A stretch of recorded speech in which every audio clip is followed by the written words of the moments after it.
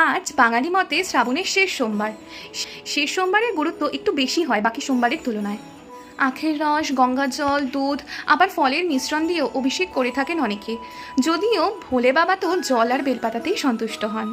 কিন্তু আপনারা কি জানেন, শিবলিঙ্গে জল অর্পণ করার একটা নির্দিষ্ট নিয়ম আছে।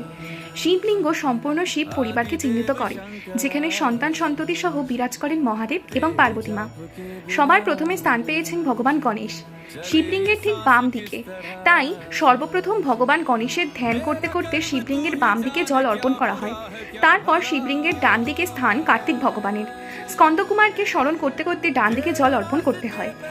এরপর শিবলিঙ্গের মাঝখানে স্থানটি ত্রিপুরা সুন্দরী অর্থাৎ অশোক সুন্দরীর। অশোক সুন্দরীর নাম স্মরণ করতে থেকে সেখানে জল অর্পণ করা হয়। শিবলিঙ্গের ভিত্তি হল পার্বতী মায়ের হাত, অর্থাৎ শিব পরিবারের ভিত্তিও মা পার্বতী।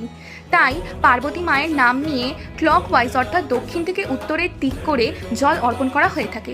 শেষে ওম নমঃ শিবায় এই মন্ত্রটি জপ করার মাধ্যমে শিবলিঙ্গের ওপর জল অর্পণ করা হয়ে থাকে।